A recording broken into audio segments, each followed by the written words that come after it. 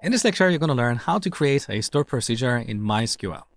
For this demo, we're going to write a simple query, like select everything from the clients table. We want to store this query in a stored procedure. We can create a stored procedure using the create procedure statement. Then we give our stored procedure a name, like get _clients. Note that here I'm only using the lowercase letters and I'm separating multiple words using an underscore. This is a common convention amongst MySQL developers. Now, after the name, we add a pair of parentheses.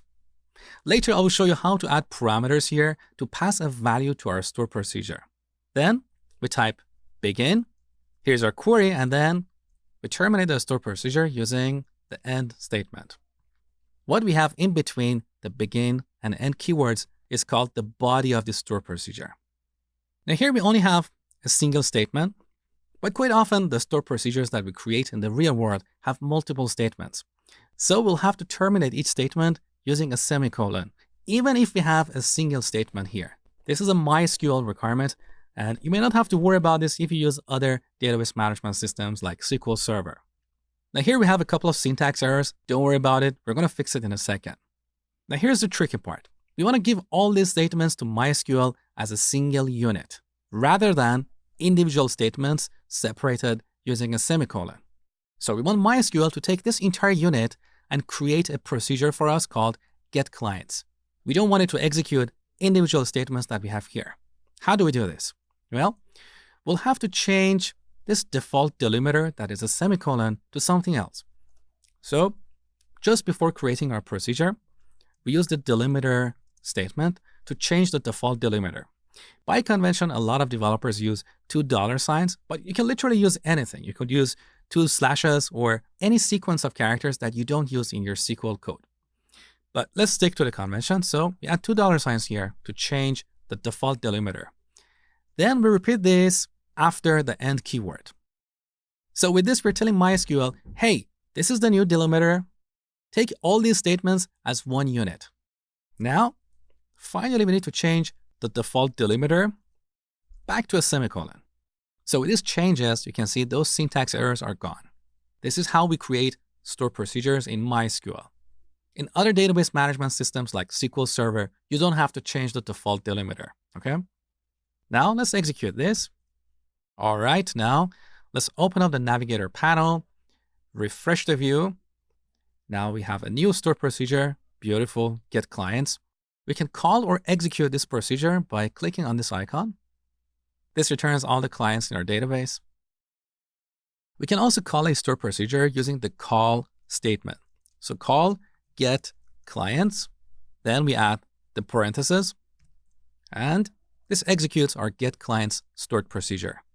Now, most of the time, calling a stored procedure is something that we do in our application code, like in C#, Java, Python, whatever. But there are times that you want to call a stored procedure in your SQL code, and this is how you do it.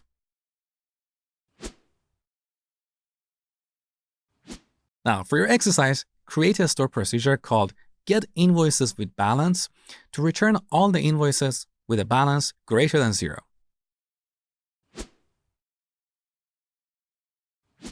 All right, before creating the stored procedure, let's first write this query to make sure our query returns the right result.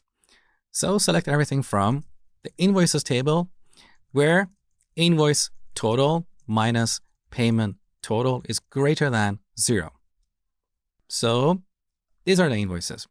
Now here we could also use our view. So I can select everything from invoices with balance where balance is greater than 0. Okay? This is better because we can see the balance column here. So all these invoices have a balance greater than 0. Beautiful. Now let's put this inside of a stored procedure. So first we need to change the default delimiter to $. Then we create a procedure called getInvoicesWithBalance. We add a pair of parentheses. Then we add begin. It's better to indent our code so we know where our stored procedure begins and where it ends. Now here we need to type the new delimiter, $, and then we need to change the default delimiter back to a semicolon. Here we have a syntax error because I forgot to put a semicolon here. So as I told you before, you should always terminate every single statement in a store procedure with a semicolon. And this is the reason we changed the default delimiter so we can use this semicolon in our store procedure, okay? Now let's execute these statements. All right, back in the Navigator panel, let's refresh. Here's our new stored procedure. Let's call it.